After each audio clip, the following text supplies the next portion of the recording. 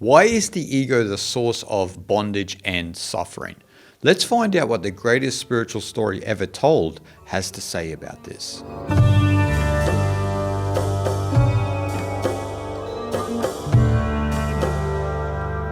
Many people in the modern day speak about ego as being an obstacle, and they don't really have a really deep understanding of what the ego actually is and actually why it is an obstacle to true freedom and liberation. In Eastern philosophy and spirituality, they take it to a whole other level of understanding the ego and why it is an obstacle. Now, to tackle that, there is a group of texts known as the Nididhyasana texts, which are a group of texts that are for those on the cusp of enlightenment or gone beyond the pale of enlightenment. And one of those texts that tackles the ego like no other is the Ashtavakra Gita.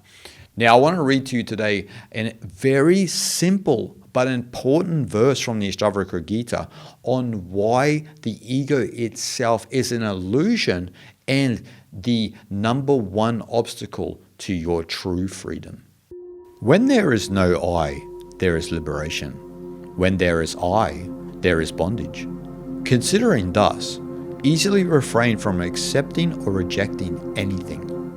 Now, as you all may know, one of the important practices within Advaita Vedanta is Atma Varia, which is self-inquiry and was made famous by the great sage Ramana Maharshi, where we focus on the who am I, but that is not an accurate translation of the inquiry. It's really the what am I, because who implies a person. And so the important factor here is I, right? Is that ego. What is this thing? And so when we look at the great non-dual traditions, particularly Advaita Vedanta, we are looking at the jiva, right? Now, jiva is the ego persona system. Now, this jiva or ego is an accumulative sense of self. Now, you've been taught your name, your nation, your religion, everything about yourself. You are like this, you dislike this. You are conditioned a certain way by the environment that you are brought up in. And then you are taught that that is who you are fundamentally.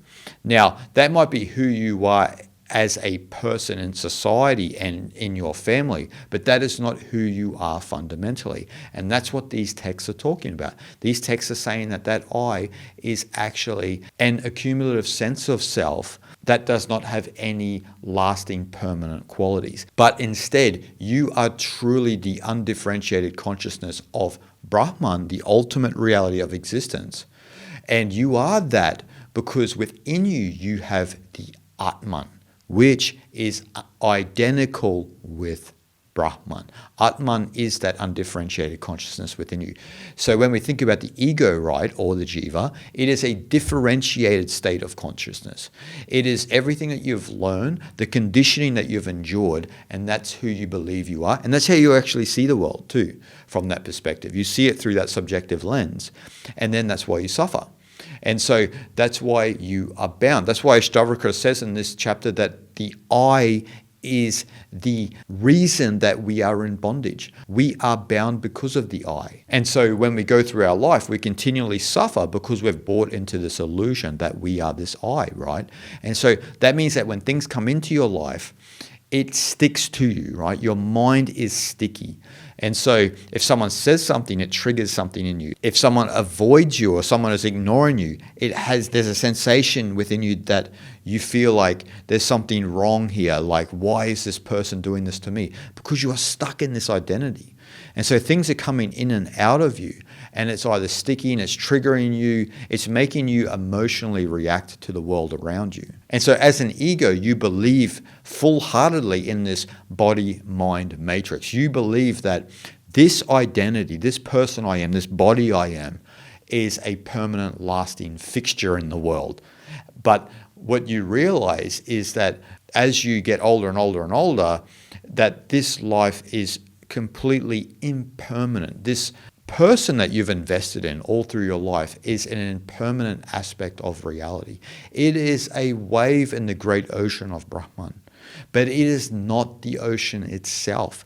And so a spiritual aspirant has to make a decision. Would they rather identify with the true nature of the ocean or continue to be the wave? And that's the choice that we all need to make, right? We all need to make that choice, whether we're going to continue to be engrossed in this dualistic reality or realize that Brahman is one without a second. And you understand that within yourself when you peel the layers away of the personality and you begin to abide in the true undifferentiated state of consciousness that is Atman. You begin to realize your undifferentiated state, your non-dual nature, that you are one with the ultimate. And you are just here as a focal point of that one pure consciousness, right? This is just a piece of equipment of that localization of the one non-dual consciousness. But we identify with the equipment and we think that this is it. We identify with the wave and forget the ocean. This is what we all do. This is what ignorance is, right? True ignorance is the ignorance of Brahman itself. This is what avidya is in Sanskrit. Avidya is the ignorance of Brahman. And so the path for all spiritual aspirants is to get over this ignorance. It's actually the path for all human beings is to get over this ignorance. But not all of us in this current life have access to this type of knowledge or are ready for this type of knowledge. But those of you who are ready to overcome that type of ignorance. And you are ready to get over that divine amnesia of forgetting the Tao, forgetting Brahman, if you will. And so when you finally realize that the Atman itself, even though it dwells within this being, it also transcends this being. It's actually not permanently identified with this being. Then that's when you'll understand that Brahman itself is the ultimate reality and it's what pervades the whole of existence. And at the same time is immanent within all of existence. There is that paradox of Brahman where it transcends but is also immanent. But the ultimate reality of Brahman is nirguna Brahman, is Brahman without qualities, that transcended aspect of Brahman, which is identical with the Wu-Chi aspect of Tao in Taoism, which is Tao in stillness, right? Is that complete, transcendent, non-dual nothingness. But that is immanent within reality as well. And so that is what we need to understand when we are a spiritual aspirant on the path, particularly when we are coming across the schools of non-duality, particularly Advaita Vedanta, is to understand that the ego that you believe you are, all of this conditioning that you've had within that ego, is the obstacle to liberation itself.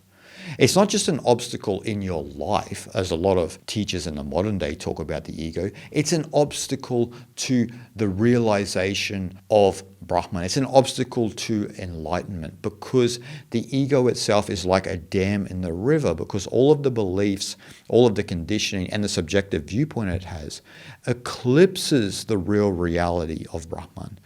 That is the measurement of reality when you are seeing through that subjective viewpoint. That is what Maya is, the illusion of measurement.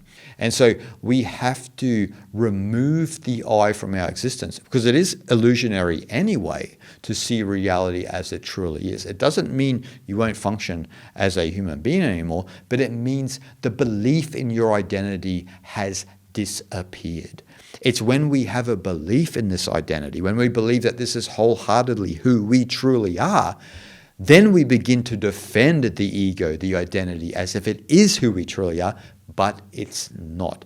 And usually we only learn that upon our physical death. But on the spiritual path, it means that we need to realize that the I is illusory now, and we need to undergo an egoic death in the present moment so we can understand that truly and fundamentally our Atman is identical with Brahman. Shanti, Shanti, Shanti.